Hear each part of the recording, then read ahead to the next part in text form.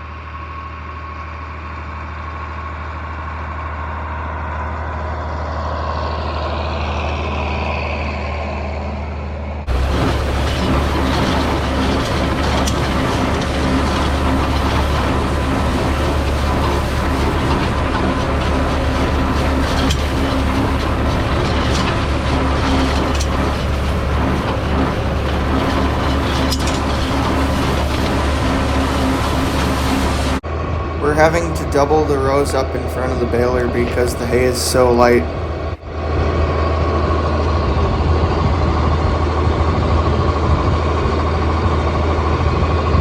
First thing I like to do before baling is come out and feel the hay to make sure it's completely dry.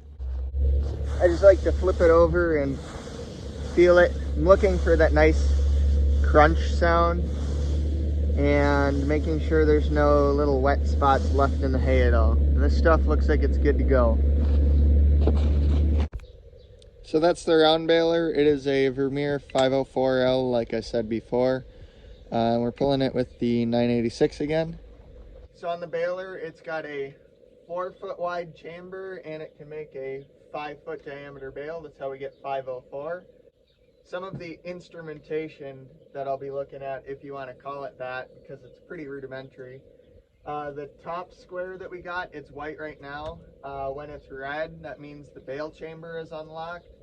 So we always want to be baling with it in the white. Next is a bale diameter gauge that tells us how tall our round bale is. Next is a hydraulic pressure gauge that tells me how much tension is being put on these belts by the hydraulic system that's in the baler.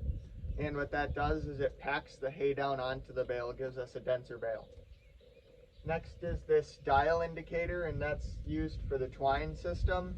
As the dial goes over, it tells me how far along the arms are to put the twine on the bale.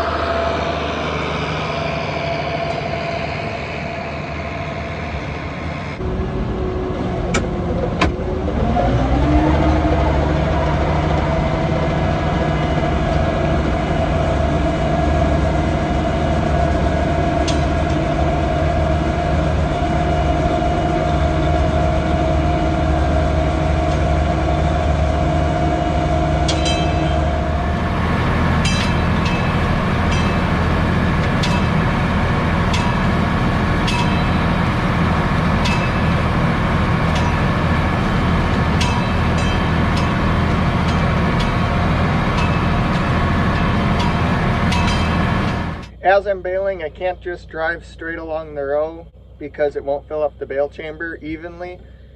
So that means I kind of have to weave back and forth. I tell how full the bale chamber is by watching these belts. If the baler is more full on one side, the belts will walk the opposite way. So a gap will form right here in the belts. And you watch them as they walk back and forth, and then you just fill the side that has the gap. So either there's a gap here or there's a gap here, and you weave accordingly to fill the baler up evenly. If you don't, you'd ruin your belts by, you know, having them ride up, and that's no good. And then you get cone-shaped bales. Can't be having that either.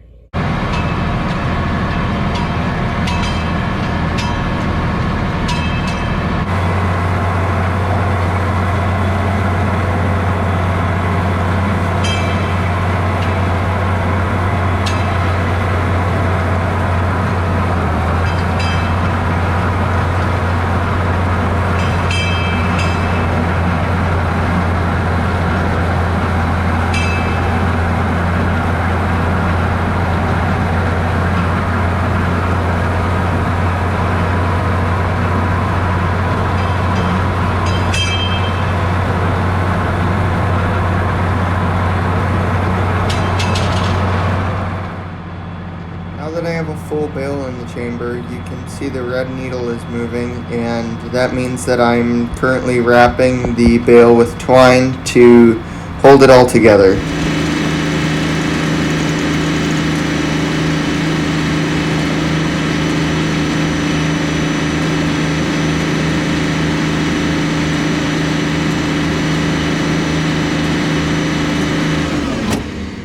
And then I lift the back gate up to eject the bale out of the baler.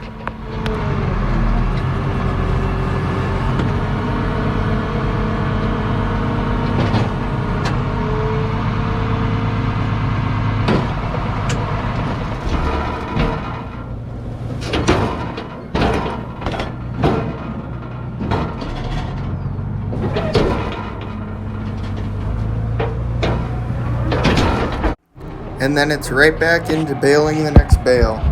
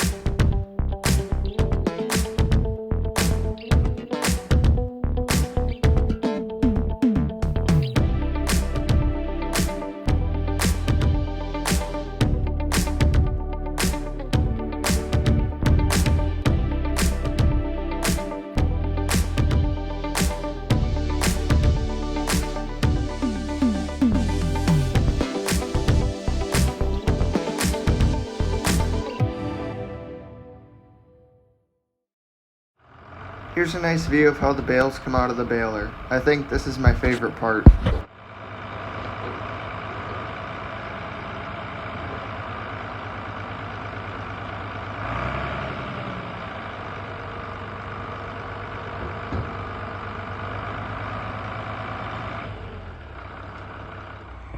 Now that we're all done baling, he's going to come scoop them up with the bale accumulator. If you want to see more on this one, I got another video. I'll probably link it up around here again. That thing's pretty nifty.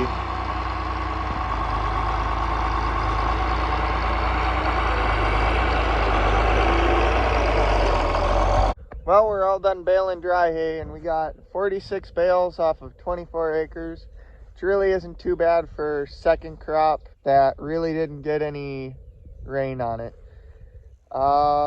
That's it for right now. We just got some new seeding with barley in it as a nurse crop, and we still have 20 more acres that we're going to be making more lines of baleage out of. So if you like this video, please give it a thumbs up and consider subscribing to the channel. I'd really appreciate it. See you next time.